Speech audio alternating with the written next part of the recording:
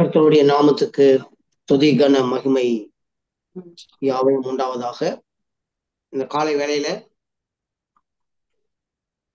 இந்த நேரலையின் வாயிலாக இணைந்து சத்தியவசனத்தை படித்துக் கொள்ளும்படியாகவும் ஆண்டவரை தேடும்படியாகவும் அவருடைய ஆசீர்வாதத்தை பெற்றுக்கொள்ளும்படியாகவும் கூடியிருக்கிற ஒவ்வொரு பிள்ளைகளையும் வரவேற்று மகிழ்ச்சி அடைகிறேன்.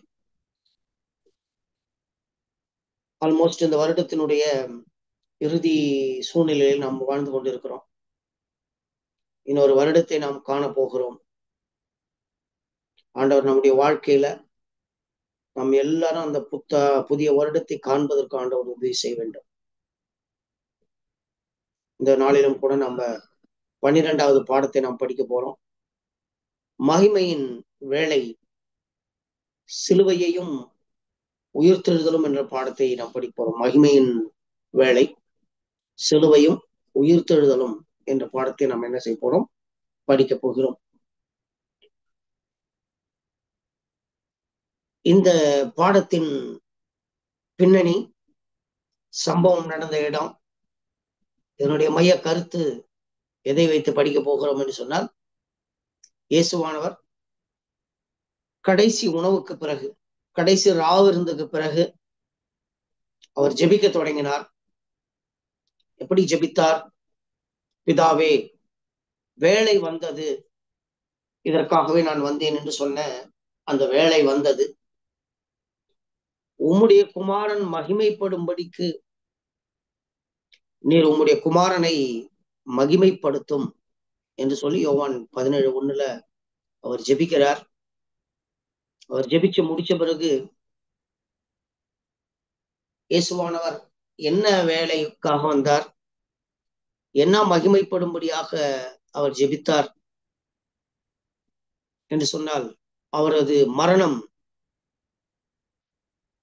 அவரது உயிர்த்தெழுதல், அவரது மரணத்தின் மூலம் மகிமை அடைதல், அவரது உயிர்த்தெழுதலின் மூலம் மகிமை அடைதல், இந்த 2 காரியத்துக்காக பலத்தை பெற்றுக்கொள்ளும்படி தம்முடைய பிதாவினிடத்திலே அவர் ஜெபித்ததாக பார்க்கிறோம். அவர் ஒரு நிரபராதி, அவர் எந்த குற்றமும் செய்யாதவர் என்பது பலமுறை நிரூபிக்கப்பட்டும் அவர் மூலமாகவும் மற்ற பொது ஜனங்களின் மூலமாகவும் பல முறை நிரூபிக்கப்பட்டார். ஆனாலும் ஜனக்கூட்டம், மிகுதியான ஜனக்கூட்டம் குற்றமே செய்யாத அவரை குற்றவாளி என்று கண்டனம் செய்யப்பட்டு தீர்மானிக்கப்பட்டார்கள். காரணம், அவர் ராஜாவாக தன்னை அறிவித்துக் கொண்டார். ஆகியபடினாலே அவர் குற்றவாளியாக, ஒரு குற்றவாளி மறிக்க வேண்டிய இடத்துல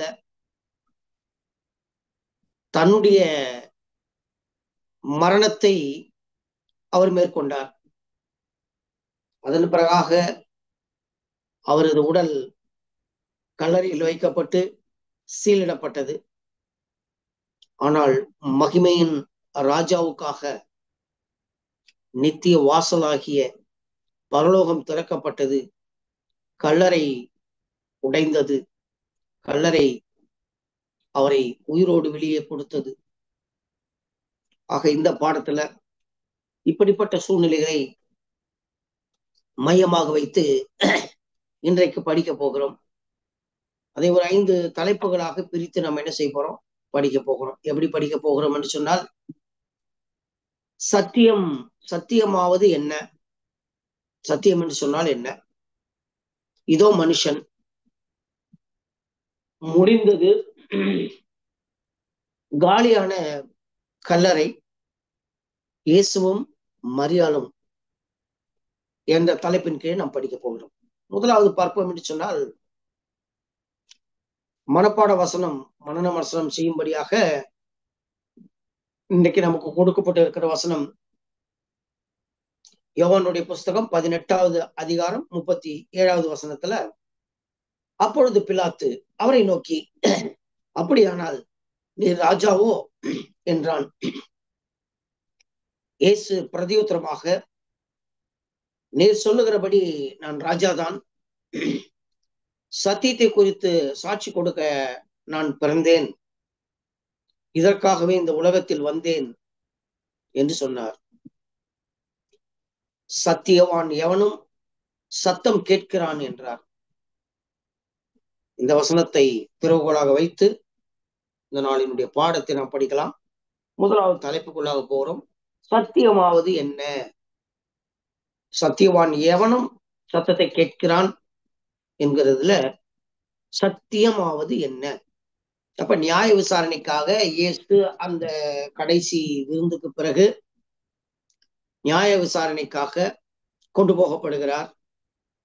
கொண்டு போன இடத்துல நியாய விசாரணையில அதிக நேரம் பிலாத்துக்கிட்ட மட்டும்தான், அண்ணா காய்பா போன்றவர்களிடத்துல நியாய விசாரணைக்கு கொண்டு போனார்கள்.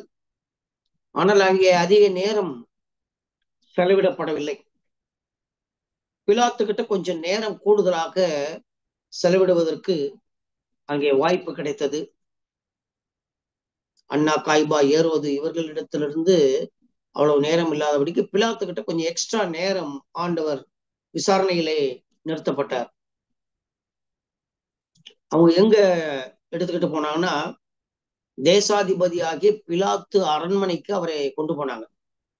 யோவான் 18:28 சொல்லுகிறது, அவர்கள் காய்பாவின் இடத்திலிருந்து இயேசுவை தேசாதிபதியின் அரண்மனைக்கு கொண்டு போனார்கள். அப்ப இயேசுவை கொண்டு போய் பிலாத்துக்கிட்ட ஜனங்க கொண்டு போனாங்க. அந்த பிலாத்துவின் இடத்துல இயேசுவை கொண்டு போன ஜனங்கள் என்ன சொன்னார்கள்? அவர்களிடத்துல பிலாத்து என்ன கேட்டார்? அதுக்கு ஜனங்க என்ன பதில் சொன்னாங்க? 18:29 ஆதலால் பிலாத்து அவர்களிடத்திலே வெளியே வந்து, இந்த மனுஷன் என்ன குற்றம் சாட்டுகிறீர்கள் என்றான். ஜனக்கூட்டம் அதற்கு பதில் என்ன சொல்லுகிறது என்று சொன்னால், அவர்கள் அவனுக்கு பிரதியுத்தரமாக, இவன் குற்றவாளியாய் இராவிட்டால் இவனை உம்மிடத்துல நாங்கள் ஒப்பு கொடுக்க மாட்டோம். இவன் குற்றவாளியாய் இராவிட்டால் இவனை உம்மிடத்துல நாங்க ஒப்பு கொடுக்க மாட்டோம். பிறகு பிலாத்து இயேசுவை பார்த்து கேட்கிறார். என்ன கேட்கிறாரு? இயேசுவை பார்த்து, நீ யூதருடைய ராஜாவா என்று கேட்கிறார். இயேசு அதற்கு என்ன பதில் சொல்றாரு? 18:36 இயேசு பிரதியுத்தரமாக, என் ராஜ்யம் இந்த உலகத்துக்கு உரியது அல்ல. என் ராஜ்யம் இந்த உலகத்துக்கு உரியதாய் இராததனால் நான் யூதரிடத்திலே ஒப்புக்கொடாதபடிக்கு என் ஊழியக்காரர் போராடி இருப்பார்களே. இப்படி இருக்க என் ராஜ்யம் இவ்விடத்துக்கு உரியது அல்ல என்று சொல்லுகிறார். அவர் பிறகு எதற்கு கிறிஸ்து இந்த உலகத்துல என்னுடைய ராஜ்யம் இல்லை என்று சொன்னால் எதற்காக நீர் உம்மை ராஜா என்று அறிவித்துக் கொள்ள வேண்டும்? எதற்காக அவர் ராஜா என்று சொல்லுகிறார் என்று பிலாத்து கேள்வி எழுப்புகிறார். அதற்கு இயேசுவானவர் பதில் என்ன சொல்றாரு? பிலாத்து என்ன கேள்வி எழுப்புறாரு? அப்பொழுது பிலாத்து அவரை நோக்கி, அப்படியானால் நீ ராஜாவோ என்று சொன்னான். இயேசு பிரதியுத்தரமாக, நீர் சொல்லுகிறபடி நான் ராஜாதான். சத்தியத்தை குறித்து நான் சாட்சி கொடுக்க நான் பிறந்தேன், இதற்காகவே இந்த உலகத்தில் வந்தேன். சத்தியவான் எவனும் என்னுடைய சத்தத்தை கேட்கிறான் என்று சொல்லி அங்கே இயேசுவானவர் பதில் சொல்லுகிறார். இதற்கு பிலாத்து இயேசுவிடத்துல என்ன கேட்கிறார்? மறுபடியும், சத்தியவான் எவனும் என் சத்தத்தை கேட்கிறான் என்ற வார்த்தையை பிலாத்து கேள்விப்பட்ட பொழுது, பிலாத்து சத்தியத்தை அறியாதவனாய் இருந்தபடியால், சத்தியமாவது என்ன, சத்தியம்னா என்ன அப்படின்னு பிலாத்து இயேசுவை பார்த்து ஒரு கேள்வி கேட்கிறார். அப்ப ஏன் பிலாத்து கேட்கிறாரு? அண்ணா காய்பா இவங்க எல்லாம் கேட்கல, ஏரோது இவங்க எல்லாம் கேட்கலன்னா, பிலாத்துக்கு சத்தியத்தை அறியாதவனாக இருந்தான். அதனால சத்தியத்தை பிலாத்துக்கு சொல்ல வேண்டும் என்று சொல்லி இயேசுவானவர் சற்று விருப்பம் கொண்டு மற்றவர்களை காட்டிலும் இவரிடத்திலே கொஞ்சம் அதிக உரையாடலை மேற்கொள்ள விரும்பினார். ஆனால் ஜனக்கூட்டம் நிர்பந்திக்கிறாங்க, நெருக்கடி கொடுக்கறாங்க. அதன் காரணமாக இன்னும் கொஞ்ச நேரம் பிலாத்துக்கிட்ட பேச முடியாதபடிக்கு அவருக்கு சூழ்நிலையானது மறுக்கப்படுகிறது.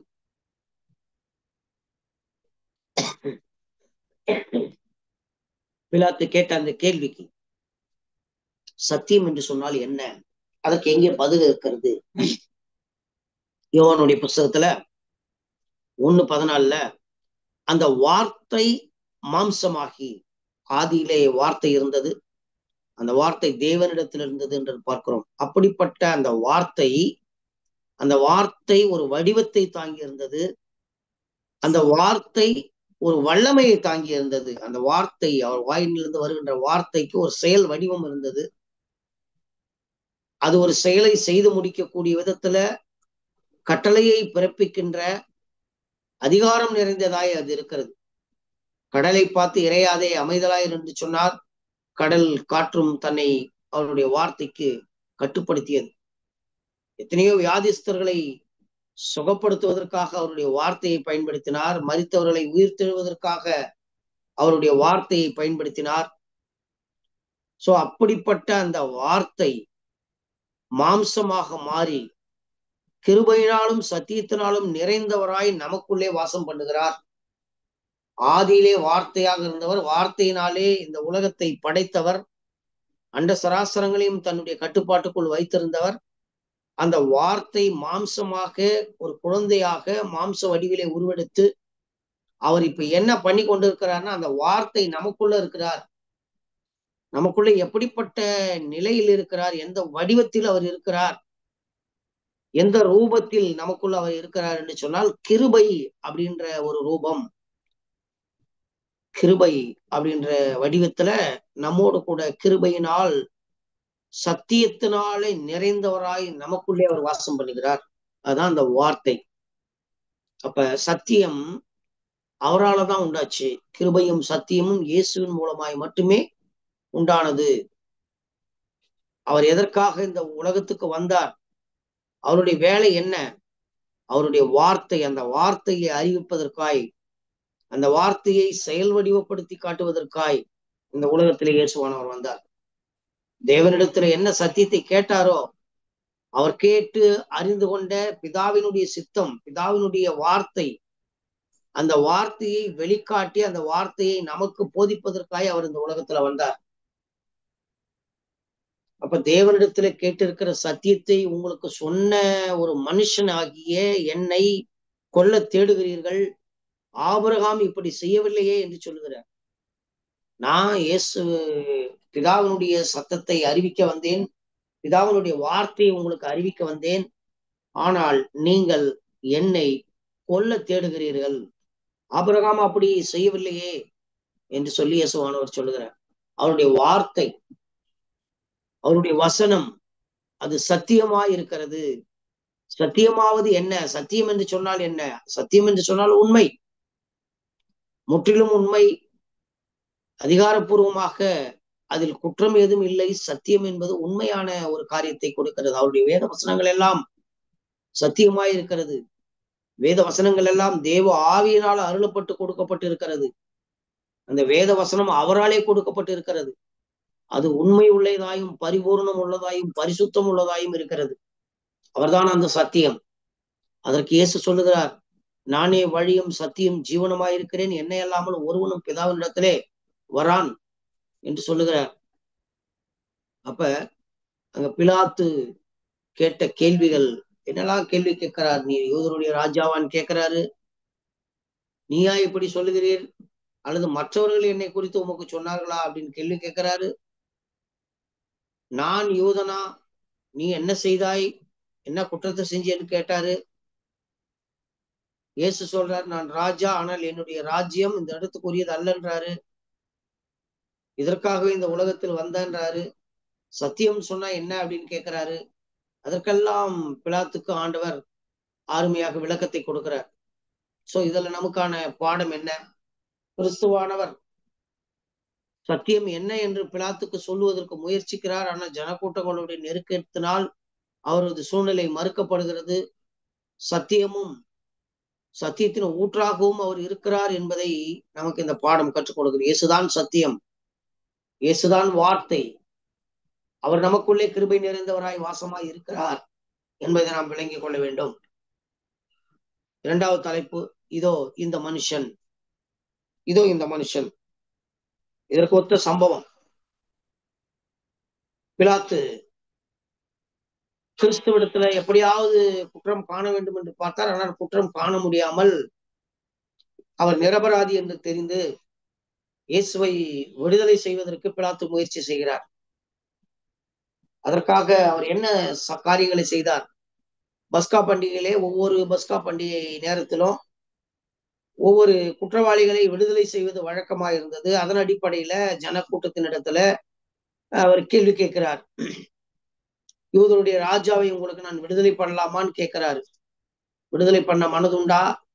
இயேசுவானவரை நான் விடுதலை செய்யட்டுமா என்ற பிலாத்து கேள்வி கேட்கிறார். அதுக்கு ஜனக்கூட்டங்கள் ஒத்துக்கொண்டாங்களா இல்லையானா இல்ல.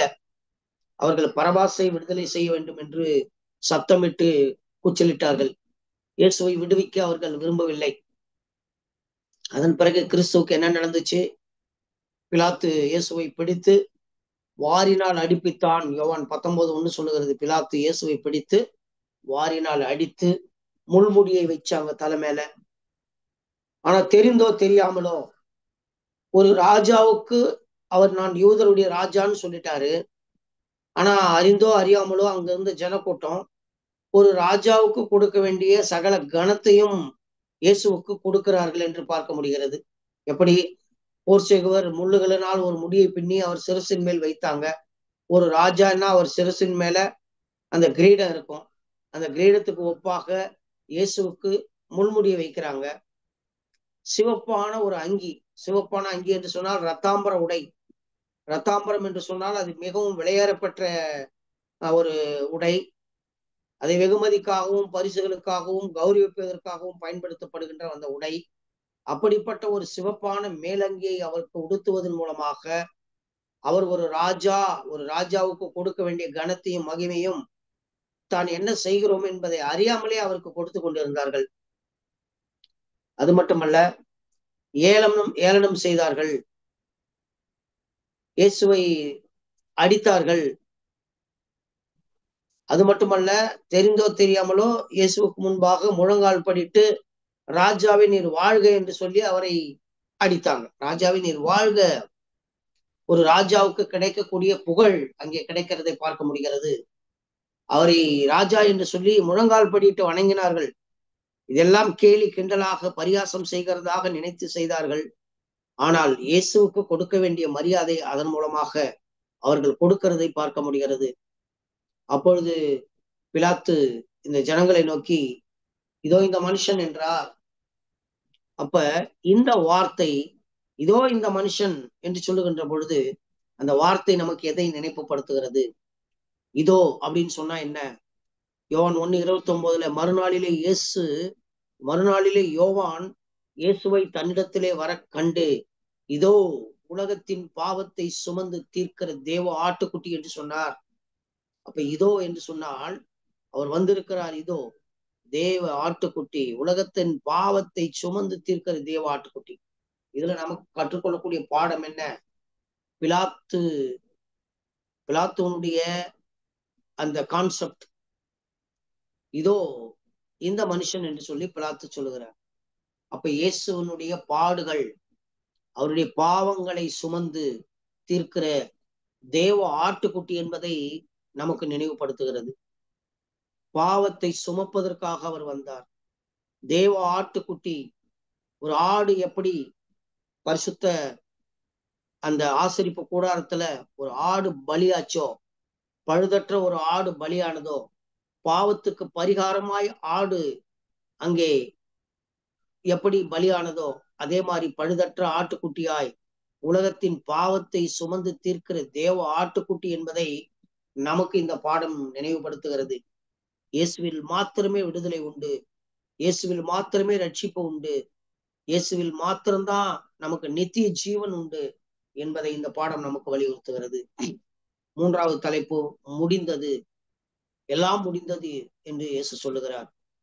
கிறிஸ்து வேத வாக்கியம் சொன்னபடி வேத வாக்கியம் நிறைவேறும்படி தன்னை ஒப்பு கொடுத்தார். சிலுவையில் தன்னை ஒப்பு கொடுத்தார். சிலுவையில் அறையப்பட்டார்.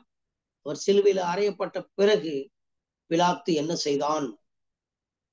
பிலாத்து இயேசுவின் தலைக்கு மேல ஒரு போர்டு எழுதி வைக்கிறார். ஒரு மேல் விலாசத்தை எழுதி சிலுவையில் மேல் தொங்க விடுறார். அதுல நசரேயனாகிய இயேசு யூதருடைய ராஜா என்று எழுதியிருந்தது. அது எல்லாராலும் வாசிக்க முடிஞ்சிச்சான்னு பார்த்தா இல்ல. அது எல்லாராலையும் படிக்க முடியல. ஏனென்று சொன்னால் யூதரில் அநேகர் அந்த மேல் விலாசத்தை வாசித்தார்கள். அது எபிரேய, கிரேக்க, லத்தீன் பாஷையில எழுதியிருந்ததுனால எல்லாராலும் அதை படிக்க முடியவில்லை. அப்ப ஜனக்கூட்டம் சொல்லுது, இப்படி எழுத வேண்டாம், மாத்தி எழுதுங்க என்று சொல்லி ஜனக்கூட்டம் பிலாத்துவனிடத்துல ஒரு ரிக்வஸ்ட் கொடுக்குறாங்க. அதற்கு பிலாத்து என்ன பதில் சொல்றாரு? பிலாத்து பிரதியுத்தரமாக, நான் எழுதினதுதான் என்றார். அதை மாத்தலாம் முடியாது, எழுதினதுதான் என்று சொல்லுகிறார். அப்ப கிறிஸ்து சிலுவையில் இருந்த போது அவர் செய்ய வேண்டிய கடமைகளை எல்லாம் என்ன செய்தார்? எல்லாம் முடிந்தது என்று சொன்னார். எதை பார்த்து எல்லாம் முடிந்தது என்ற வார்த்தையை சொல்லுகிறார்? எதற்கு, என்ன அவர் எந்த வேலைக்காக வந்தாரோ அந்த வேலை முடிந்தது என்று அர்த்தம். என்ன வேலையை எனக்கு பிதா கொடுத்து அனுப்பினாரோ இந்த பூமியில, அந்த வேலையை நான் முடித்து விட்டேன். மனுக்குலத்தை ரட்சிப்பதற்காக நான் எடுத்த உச்சகட்ட முயற்சி, அதிகப்படியான பிரயாசம் எல்லாவற்றையும் நான் செய்து முடித்து விட்டேன். அதனுடைய இறுதி காட்சியாகத்தான் இந்த சிலுவை மரணம் நிகழ்ந்து கொண்டிருக்கிறது. ஆகவே மனுஷனை ரட்சிப்பதற்கான எல்லா வேலையும் நான் செய்து முடித்து விட்டேன். இனி ஒருவர் உங்களுக்காக பாவ மன்னிப்புக்காகவோ நீங்கள் பலி செலுத்த வேண்டிய அவசியம் இல்லை. வழிமுறையை நான் முடிவுக்கு கொண்டு வருகிறேன். வழிமுறை இதோட முடிஞ்சிச்சு. இனிமே ஆட்டுக்குட்டி பலி செலுத்த வேண்டிய அவசியம் இல்லை. இயேசுதான் சிலுவையில பலியாக மாறுகிறார். வழிமுறையை அவர் ஒழித்தார். வழிமுறை முடிந்தது. இனி மனுஷனுடைய ரட்சிப்புக்கு அடுத்த வேலையை இன்னொருவர் வந்து உங்களுக்காக ரத்தம் சிந்த வேண்டிய அவசியம் இல்லை. எல்லாருக்காகவும் நான் ஒரே தரம் சிலுவையை சுமந்து அதிலே ரத்தம் சிந்தி உங்களுக்காக பாவ மன்னிப்பின் நிச்சயத்தை நான் உண்டு பண்ணுகிறேன் என்று சொல்லி, பிதா என்னை அனுப்பின அந்த வேலை முடிந்தது என்று சொல்லி, எல்லாம் முடிந்தது என்று சொன்னால் மனுக்குலத்தை காப்பாற்றுவதற்காக அவர் எடுத்துக்கொண்ட எல்லா முயற்சியிலும் வெற்றி சிறந்து அந்த வேலையை முடித்து விட்டார். அதன் பிறகு முக்கியமான வேலை ஒண்ணு இருக்குது. அவருக்கு அன்பா தாய் இருக்கிறாங்க, அவங்கள அப்படியே விட்டுட்டு போயிடலாமா? அந்த தாயை பார்க்கிற, தாயை நோக்கி, ஸ்திரியே அதோ உன் மகன் என்று சொல்லி காண்பிக்கிறார். தன்னுடைய அன்பான சீஷனாகிய யோவானை பார்த்து சொல்றார். பின்பு அந்த சீஷனை நோக்கி அதோ உன் தாய் என்றார். அந்நேரம் முதல் அந்த சீஷன் அவளை தன்னிடமாக ஏற்றுக்கொண்டான்.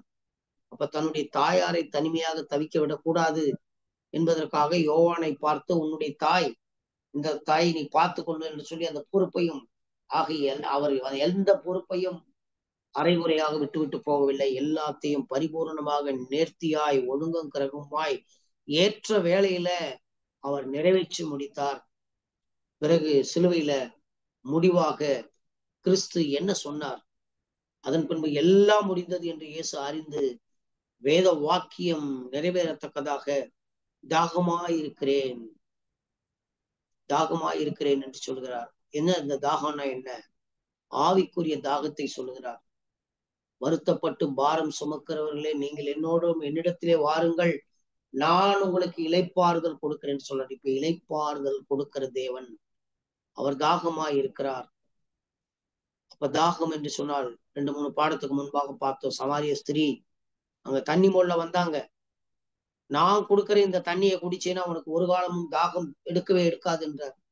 அப்ப எப்படிப்பட்ட தாகம்? சத்தியத்துக்கு அடுத்த தாகம். ஆவிக்குரிய வாழ்க்கையில சத்தியத்தை பிறருக்கு எடுத்து சொல்லுகிறது. யார் என்னுடைய தாகத்தை தீர்ப்பீங்க? என்னுடைய வாஞ்சையை யார் நிறைவேற்றுவீங்க? என்னுடைய ஊழியத்தை யார் எடுத்து செய்வீங்க என்கின்ற தாகம். நான் விட்டு செல்லுகின்ற பணியை யார் தொடர்ந்து நடத்தி கொண்டிருப்பீர்கள், தொடர்ந்து மேற்கொள்ளுவீர்கள், தொடர்ந்து அதை நிறைவேற்றுவீர்கள், யார் அந்த காரியத்துக்காக இருப்பார்கள் என்று சொல்லி அதை நினைத்து தாகமாய் இருக்கிறேன், என்னுடைய தாகத்தை தீர்க்கிறவன் யார் என்று சொல்லி அவர் தாகமாய் இருக்கிறேன் என்றார். அப்ப இந்த 3வது தலைப்பில் நாம் கற்றுக்கொள்ளக்கூடிய ஆவிக்குரிய பாடம் என்ன? கிறிஸ்து பிதாவினால் கொடுக்கப்பட்ட எல்லாத்தையும்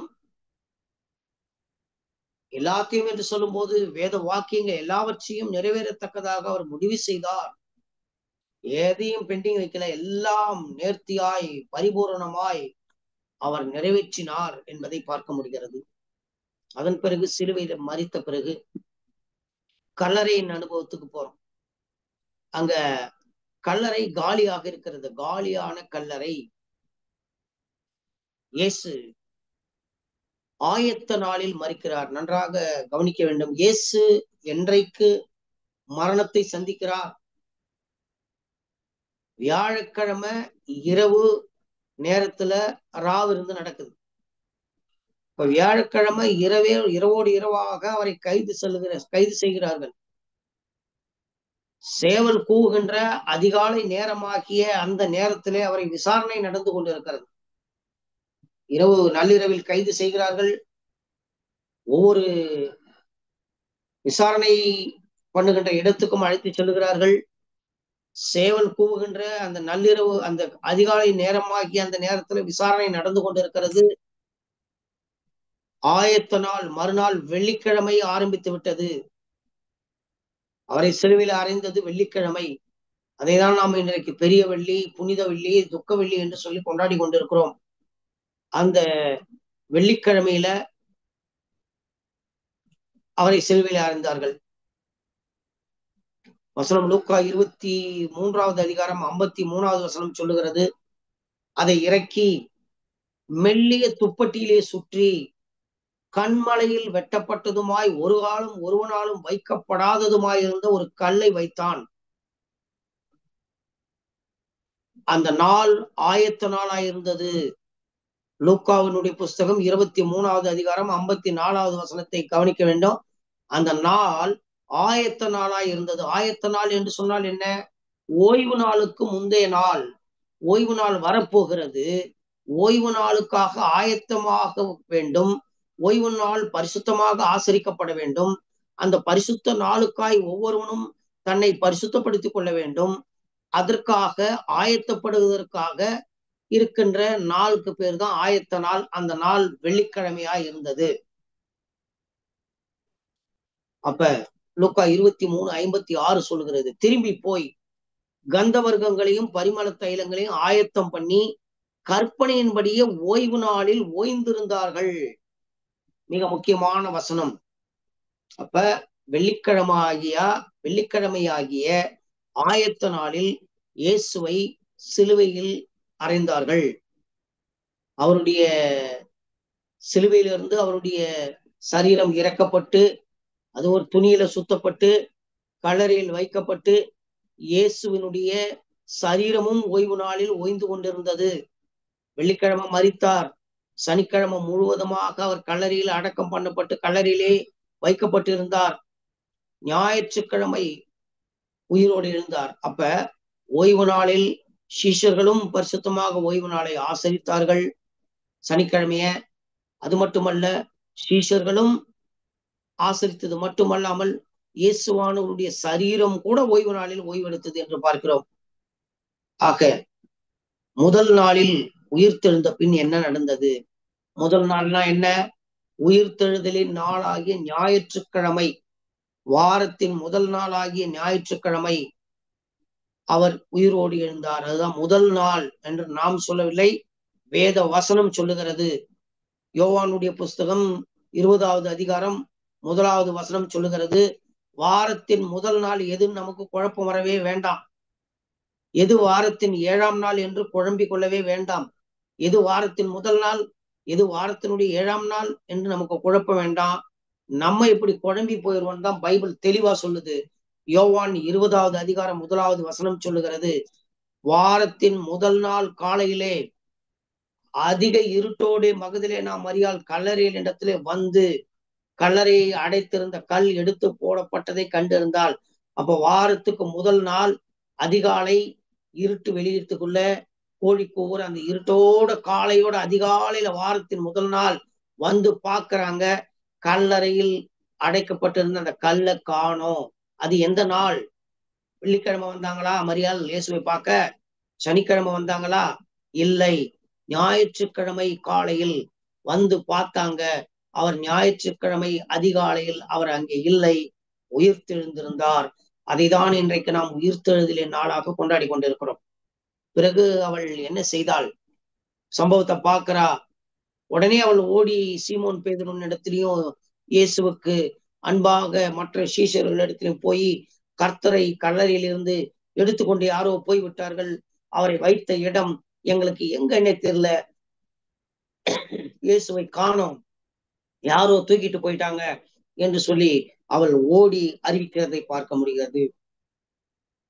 அதற்கு பேதுரும் யோவானும் என்ன செஞ்சாங்க?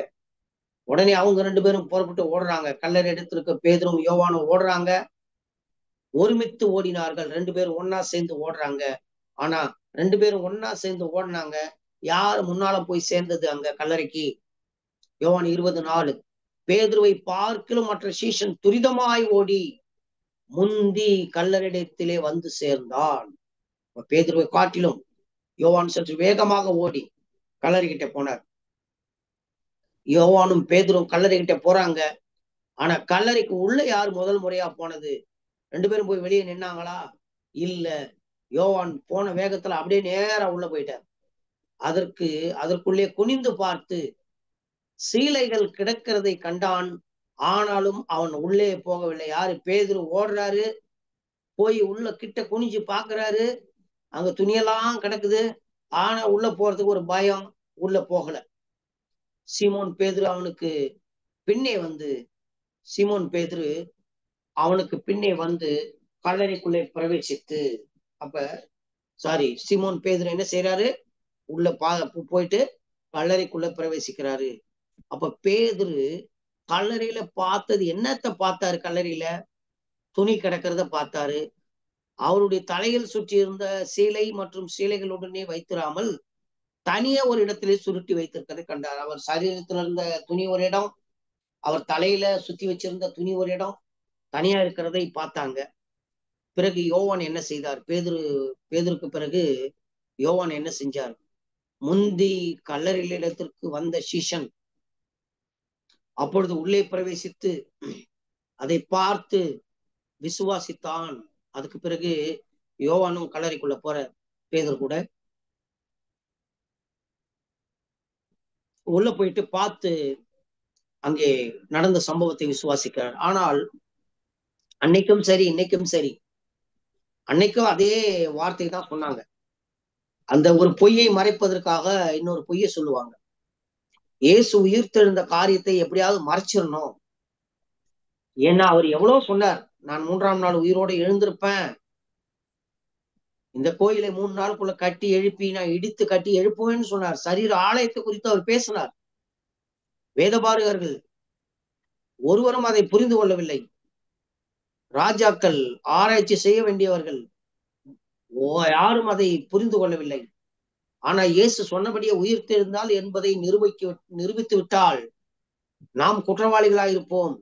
ஒரு குற்றமற்றவரை நாம் சிலுவையில் கொன்றோம், அறைந்தோம் என்பதற்கான தண்டனை, என்பதற்கான பாவ பழி நம்மீது வந்து சேர்ந்து விடும் என்று சொல்லி அவர்கள் இயேசுவின் சரீரத்தை யாரோ இரவோடு இரவாக தூக்கி சென்று விட்டார்கள் என்று சொல்லி ஒரு வதந்தியை பரப்பி விட்டார்கள். அதே மாதிரிதான் இன்னைக்கும் சொல்லுகிறார்கள். இன்னைக்கும் இயேசு உயிர்த்தெழவில்லை என்று சொல்லிக் கொண்டிருக்கிறார்கள் சில கூட்டம். ஆக அதற்கு வாய்ப்பே இல்லை. இயேசுவை யாரும் அங்கிருந்து திருடி கொண்டு போவதற்கு வாய்ப்பே இல்லை. ஏன்? சில காரணங்கள். காவலில், அந்த கல்லறையில காவல் செய்வதற்காக 24 மணி நேரமும் காவல் செய்யத்தக்கதாக காவலர்கள் நியமிக்கப்பட்டிருந்தார்கள். போர்ச்சேகவர்கள் நியமிக்கப்பட்டிருந்தார்கள். ஆயுதம் தாங்கிய காவலர்கள் கல்லறையை காவல் செய்து கொண்டிருந்தார்கள். அதை பத்திரப்படுத்தினார்கள். அது மட்டுமல்ல, மனுஷனுடைய கையினால் புரட்ட முடியாத, பல பேர் சேர்ந்து புரட்டினாதான் புரட்ட முடியும் என்ற ஒரு பெரிய கல்லை புரட்டி அதை மூடி சீல் வைச்சாங்க. முத்திரைக்கப்பட்ட கல்லறையாக அது இருந்தது. ஆகியபடினாலே எளிதில் யாரோ அவருடைய உடலை எடுத்துக்கொண்டு போய்விட முடியாது. அது மட்டுமல்ல, திருடங்க ஏன் வருவாங்க பொதுவான்னா, ஒரு புதைத்த ஒரு சடலத்தை மீண்டும் தோண்டுறாங்கன்னா, அதுல ஏதாவது விலை உயர்ந்த பொருள் இருக்கும்.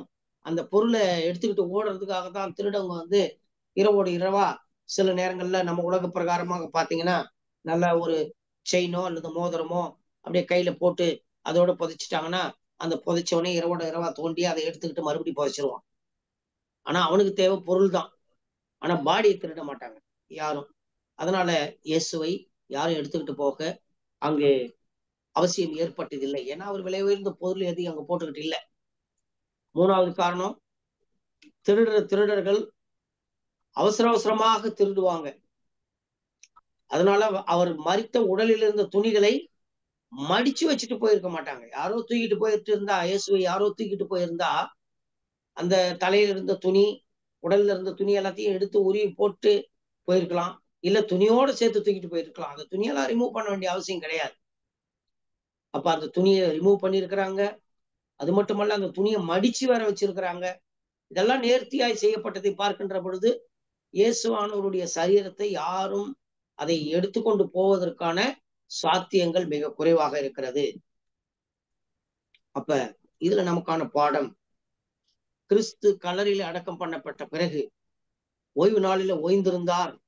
அவர் சொன்னபடியே உயிர்த்தெழுந்தார். சீஷர்களும் ஓய்ந்திருந்தார்கள் என்பதை காட்டுகிறது. ஏன்?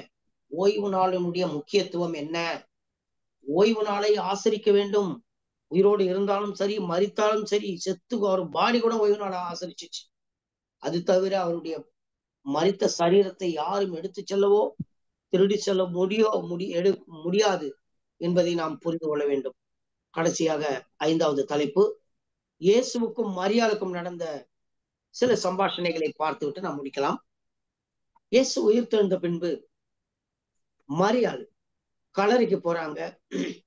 கல்லறை திறக்கப்பட்டு இயேசுவின் சரீரத்தை அங்க காணாதபடிக்கு வெளியே நின்று கொண்டு குனிந்து கல்லறைக்குள்ளே பார்த்து இயேசுவை காணோம் அப்படின்னு சொல்லிட்டு அழுது கொண்டு இருக்கிறாள்.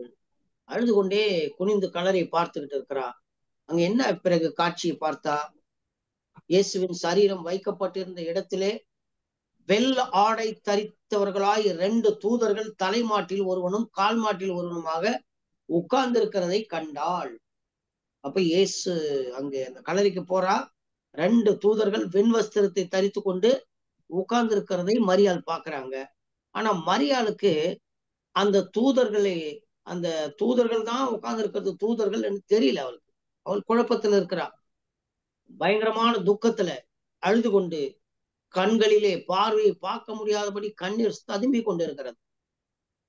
அந்த தூதர்கள் இந்த காட்சியை மரியாள் அழுகிறதையும், மரியாளுடைய பதட்டத்தையும், மரியாள் குழம்பி போய் நிற்கிறதையும் பார்த்த தூதர்கள் மரியாள் கிட்ட பேசுறாங்க.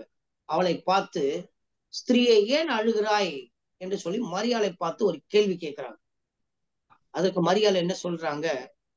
அதற்கு அவள், என் ஆண்டவரை எடுத்துக்கொண்டு போய் விட்டார்கள். அவரை வச்ச இடம் கூட எனக்கு தெரியல அப்படின்னு சொல்லிட்டாங்க. எங்க வச்சாங்க? இங்கதான் வச்சாங்களா? கண்ணுல தண்ணி அப்படியே கலங்கி நிக்குது. காட்சி தெரியல. எங்க வச்சாங்க இயேசுவ? என் ஆண்டவரை காணுமே, யாரோ தூக்கிட்டு போயிட்டாங்களே. அதுக்கு பின்பு அவள் வியாகுலப்பட்டு ரொம்ப அழுகுறா.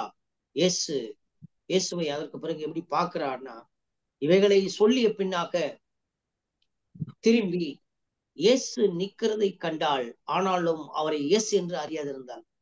அப்படியே திரும்பி பார்க்கிறா. தனக்கு பின்னால ஒருத்தர் நின்னு கொண்டிருக்கிறாரு. அவர்தான் இயேசு. ஆனால் மரியாள் அவரை அடையாளம் கண்டுகொள்ளவில்லை, முடியவில்லை.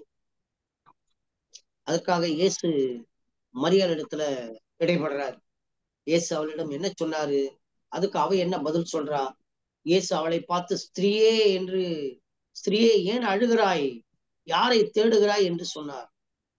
அவள் அவரை தோட்டக்காரன் என்று எண்ணி, ஐயா, நீர் அவரை எடுத்துக்கொண்டு போனது உண்டு. ஆனால் அவரை வைத்த இடத்தை எனக்கு சொல்லும். நான் போய் அவரை எடுத்துக் கொள்வேன்.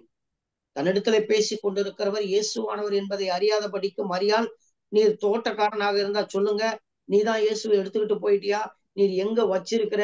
வச்ச இடத்த சொல்லு, நான் போய் எடுத்துக்கொள்கிறேன் என்று சொல்லுகிறான். பிறகு இயேசு தன்னை மரியாளுக்கு வெளிப்படுத்த என்ன செய்கிறார்? பிறகு அவர் இயேசுதான் என்று எப்படி அறிந்து கொண்டால்? இயேசு அவளை நோக்கி மரியாளே என்றார். ஒருவேளை அவர் தோட்டக்காரரா இருந்தா இவர் பேர் எப்படி தோட்டக்காரருக்கு தெரியும்? இயேசு அவளை நோக்கி மரியாளே என்றாள். அவள் திரும்பி பார்த்து இயேசுவனுடைய சத்தம், இதுதான் இயேசுவனுடைய குரல், இதுதான் இயேசுவனுடைய சத்தம் என்று திகைத்து அவள் திரும்பி ரபூனி என்றாள். ரபூனி என்று சொன்னால் அதற்கு போதகரே என்று அர்த்தம். போதகரே என்று சொல்லி ரபூனி என்று சொல்லுகிறாள். பிறகு இயேசு அவளிடம் என்ன சொன்னார்?